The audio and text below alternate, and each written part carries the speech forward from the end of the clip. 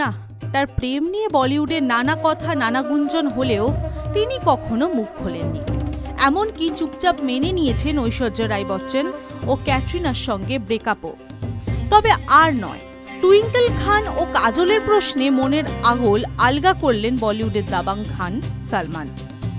সম্প্রতি আমির খানকে সঙ্গে নিয়ে কাজল ও টুইঙ্কেল খান্নার নতুন talk show too much with Kajol and Twinkle খান্নাতে হাজির হয়েছিলেন সালমান।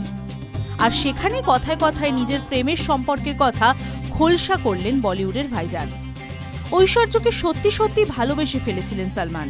শোনা যায় ঐশ্বর্যকে বিয়ের প্ল্যানও ছিল, কিন্তু হঠাৎ সম্পর্কে ভাঙন।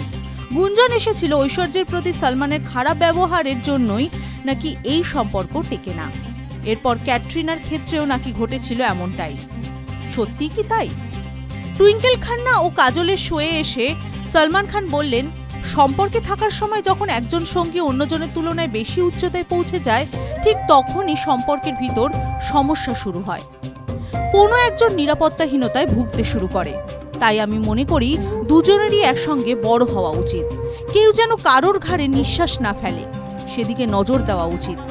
সালমান যেন এই মন্তব্যের মধ্যে দিয়ে বুঝিয়ে দিলেন ক্যাটরিনা ঐশ্বর্যের ক্ষেত্রেও এমনটাই ঘটেছিল, আর সেই কারণেই ব্রেকআপ। সালমান আরও জানিয়েছিলেন, আমি বাচ্চা খুব ভালোবাসি, তবে বাচ্চা এলে মাও চলে আসবে। আমাদের বাড়িতে তো মায়ের অভাব নেই। জীবনে একাধিকবার প্রেম এসেছে সালমান খানের জীবনে। সঙ্গীতা বিজলানির সঙ্গে তার বিয়ে প্রায় ঠিক ছিল, বাড়ি বাড়ি পৌঁছে গেছিল বিয়ের কার্ডও। তবে বিয়ের ঠিক মাসখানেক আগে সেই বিয়ে ভেঙে দেন সালমান খান। এরপর কখনো ঐশ্বর্যা রাই বচ্চন, আবার কখনো ক্যাটরিনা কাইফ। তার প্রেমিকার সংখ্যার শেষ নেই, তবে শেষমেশ কোনো সম্পর্কই পরিণতি পায়নি। এই মুহূর্তে সিঙ্গেলই রয়েছেন তিনি। বিয়েরও পরিকল্পনা নেই বলেই দাবি তার।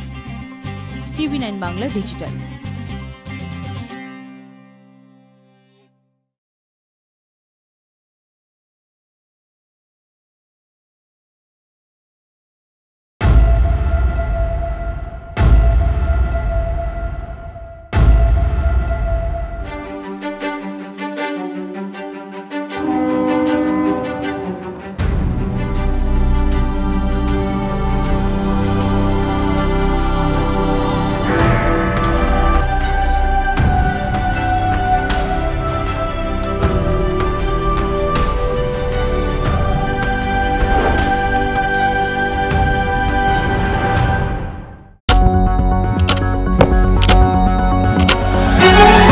রাজনীতি শুধুই কি রাজার নীতি?